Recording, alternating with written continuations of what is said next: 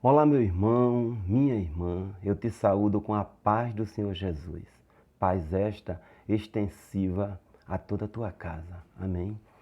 O assunto hoje é Jesus e a Samaritana, que é mais uma mulher notável da Bíblia, porém anônima. Este episódio ele está no Evangelho escrito por João, no capítulo 4, vai do versículo 1 até o 42. Mas eu vou ler apenas os versículos 13, 14 e o 15. Na narrativa, eu explorarei mais as partes aplicativa e didática do texto. Será uma abordagem um tanto diferente do que a gente costuma muito ouvir desse texto. Vamos a ele. Jesus respondeu e disse-lhe: Qualquer que beber desta água tornará a ter sede, mas aquele que beber da água que eu lhe der nunca terá sede, porque a água que eu lhe der se fará nele uma fonte de água a jorrar para a vida eterna. Disse-lhe a mulher: Senhor, dá-me dessa água, para que não mais tenha sede e não venha mais aqui tirá-la. Que súplica, né? Está aqui a Bíblia Sagrada. Glorificado seja o Senhor, né, meu irmão? Cada evangelista, ele fez uma abordagem diferente e também objetivou alcançar povos diferentes ao narrar a biografia de Jesus. Como são obras inspiradas por Deus, seus ensinos alcançam todos os povos. João, ele escreveu aproximadamente 60 anos ou mais após a ressurreição de Jesus. Ele apresenta Jesus como Deus e o seu objetivo era refutar falsos ensinadores, assim como heresias que diziam o contrário disso aí. Para construir o enredo, João ele usou testemunhos de pessoas, talvez todas já falecidas, pessoas de boa reputação. A mulher de Samaria era uma dessas. E o seu próprio testemunho também ele utilizou como um que andou com Jesus, o testemunho de Cristo e do Pai, assim como doutrinas e sinais extraordinários realizados por Jesus, sinais só possíveis para Deus. Vamos à história. Havia um grupo religioso, contrário a Jesus, conhecido como fariseus. Esse grupo ele se incomodava com o crescimento da popularidade de Jesus. Imagine. Jesus então ele saiu da Judéia e foi para Galiléia. Era costume para poder fazer esse percurso para lá ou para cá, atravessar o Rio Jordão, em se tratando de judeu ou samaritano, atravessava o Rio Jordão, costeava toda a Pérea, que é a Transjordânia, e quando se chegava ao destino pretendido, aí atravessava o Jordão de volta. Eles faziam um arrodeio tremendo só por antipatia mútua e por também egoísmo religioso. Mas Jesus, que era diligente, ele seguiu direto da Judéia para a Galiléia, que passava por Samaria. Isso fala, meu irmão, de sociabilidade e desembaraço. Aquela habilidade de remover os obstáculos quando se tem um objetivo de uma grandiosidade, né? Chegando em Samaria, Jesus, ele cansado e com sede, ele parou junto a uma fonte conhecida como Fonte de Jacó, que ficava na cidade de Sicá, junto às terras dos descendentes de José. Naquela ocasião, era meio-dia, chegou uma mulher para buscar água. Como Jesus não tinha como tirar, ele pediu para ela: dá-me de beber. Veja que Jesus iniciou o diálogo valorizando a autoestima da mulher, coisa que todo ser humano gosta. Quem raciocina com equilíbrio gosta, meu irmão, de ser solidário. E aquele pedido dignificava ela, né? E só vinha, meu irmão, tirar água naquele horário pessoas envergonhadas por sofrer desprezo e insultos. Então ali estava uma mulher marcada pela repressão que desconstruía a sua identidade pessoal. Agora uma nota. É importante ser amigo, sabe? É importante valorizar as pessoas como Jesus fez, independentemente de religião. Agora veja só, chegar num trabalho, na família, nos amigos, presumindo ser um descortinador de quadros teológicos, sabe? Já apresentando os 4 pontos do evangelismo, censurando. O ar de superioridade que isso transmite pode repelir ao invés de atrair e fazer amigos. E fazer e manter amigos é coisa boa, viu? Continuemos. Diz um adágio que quando a esmola é grande, o cego desconfia. A mulher então fez uma pergunta: Senhor, tu judeu, me pede de beber, sendo eu samaritana? Veja, ela não recusou dar a água, mas ela ficou surpresa de ser tratada de uma forma tão terna e por um judeu, uma vez que a desavença entre judeus e samaritanos era antiga. Judeu e samaritano não usavam o mesmo jarro, como diz no texto, né? No texto original. Neste momento, Jesus ele já investiu na curiosidade da mulher. E em metáfora, Jesus ele se revelou sanador do problema dela. Disse assim: se você soubesse o poder de Deus e quem está lhe pedindo água, você pediria e ele lhe daria água da vida.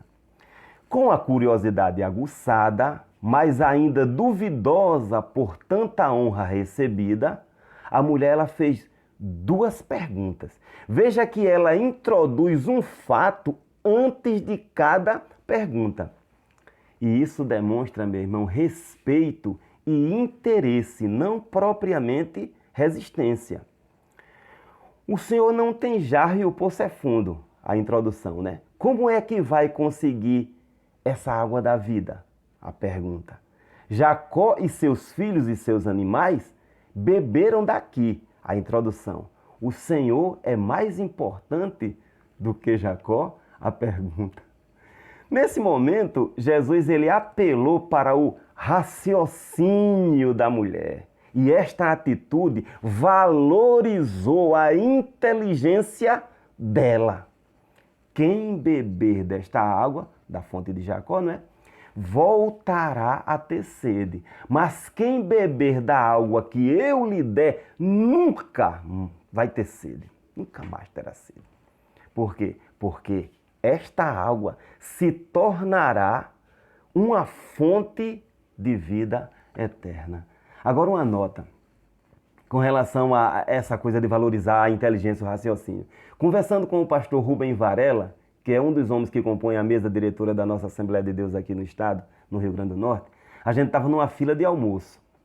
Eu acho que foi lá em Macau, na posse do pastor Reginaldo Luna. E ele me falou: irmão Gilvan, é importante, ao falar da Bíblia, dar oportunidade para o outro raciocinar.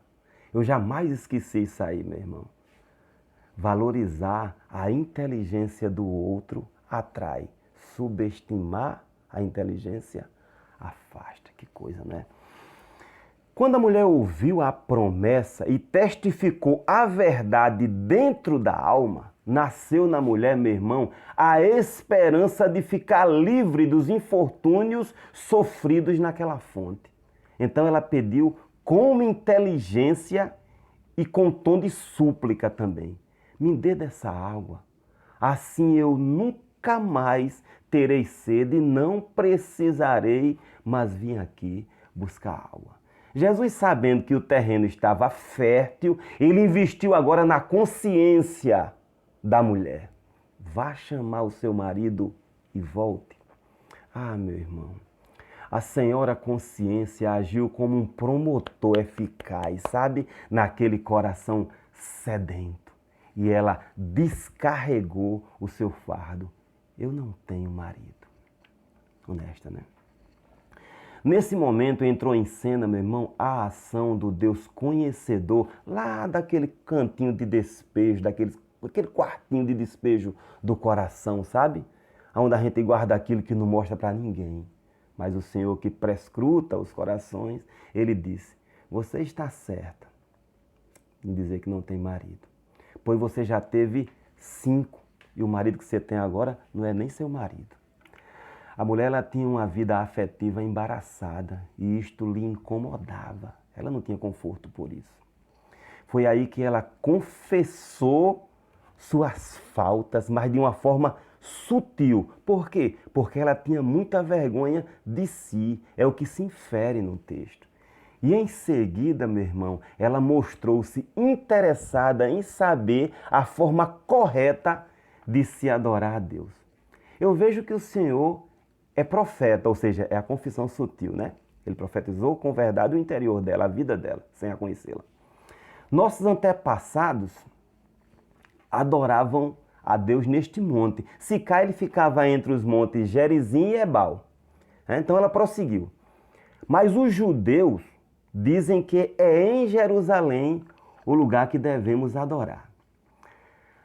A palavra, meu irmão, a palavra da vida estava permeando, enchendo aquele coração. Mas ela ainda estava na esfera física, palpável, sabe? Aí Jesus, paciente que é, isso ensina, viu, meu irmão? Foi lhe conduzindo para a esfera espiritual. Mulher, ouça. Nem neste monte, nem em Jerusalém. Chegou o tempo, o momento, em que os verdadeiros adoradores adorarão ao Pai em espírito e em verdade. E o Pai procura aos tais que o adorem em espírito e em verdade. Adorar, adorar propriamente, ele vem de um termo latino, adorare, né? Que em suma quer dizer conduzir a boca. Era um tipo de reverência antiga que a pessoa se inclinava e beijava a mão do venerado, né? do reverenciado. Só que no hebraico, a língua de Jesus, o termo havad, né? Ele dá o sentido de servir, de estar à mercê de, entendeu? E isto redunda em adorar com o estilo de vida. Esses que assim o adoram, o Senhor procura.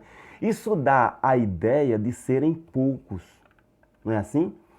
A mulher, ela sabia da promessa, ela conhecia a promessa do Messias e o esperava. Devido à vida dela, era como se a misericórdia gritasse bem alto, lá dentro do seu coração, o Salvador virá. Por isso que ela falou, meu irmão, para fechar as suas conclusões, sabe? Ela queria ter substância, sabe? Uma pessoa muito maltratada já. Eu sei que quando o Messias vier, ele vai esclarecer tudo. Foi nesse momento, meu irmão, que o Senhor Jesus encheu aquele coração. Eu sou. É a grande revelação de si mesmo como Deus e Messias. Sou eu que falo contigo. A mulher, ela não perdeu tempo, meu irmão. Ela não conversou mais. Ela lançou para segundo plano o que havia ido fazer, deixou ali o seu vaso, voltou para a cidade e gritou para todos: venham ver o homem que disse tudo o que eu tenho feito. Será que ele é o Messias? Como ela era autêntica e verdadeira, lembra que eu falei da reputação no início? Apesar de ter pegado atalhos da vida, né, os becos da vida, a população ela foi conferir. E isso, meu irmão, numa época em que a palavra de uma mulher não tinha valor, não. Pois é, autenticidade e verdade são qualidades a serem prezadas, viu? Uma nota: pode ser o ambiente mais baixo, mais vil, mas quando o olhar do discernimento, meu irmão, bate em cima de alguém que cuida da autenticidade e da verdade, logo identifica. Vale a pena ser autêntico e verdadeiro. Quando as pessoas de Samaria foram e constataram seu Messias, aí disseram para a mulher: nós viemos pela tua palavra, mas agora porque vimos e ouvimos e cremos e sabemos que ele é o Salvador do mundo. Para encerrar, meu irmão, o Senhor Jesus, ele estimulou a solidariedade da mulher samaritana, ele aguçou a sua curiosidade pela verdade, ele valorizou a sua capacidade de raciocinar, entendeu? A inteligência dela. Ele chamou ela à consciência dos erros, agora sem censurar. E quando o terreno já estava fértil, Jesus se revelou o Deus Salvador. A mulher então colocou o reino de Deus em primeiro lugar e já saiu divulgando o que Jesus havia feito com ela e por ela. E os seus compatriotas creram. A gente viu, meu irmão, neste diálogo de hoje, um método evangelístico eficaz, sabe? E também a gente viu o caráter autêntico e verdadeiro de uma pessoa, mesmo sendo classificada como ordinária. Via nobreza naquela mulher. Jesus, ele ama, meu irmão, porque ele lê, decodifica o interior e compreende o homem. Por outro lado, quem não trabalha com a autenticidade e a verdade, meu irmão, infelizmente, não ama nem a si mesmo e, consequentemente, não tem a menor capacidade de amar ao outro. Amém? Fica na paz do Senhor.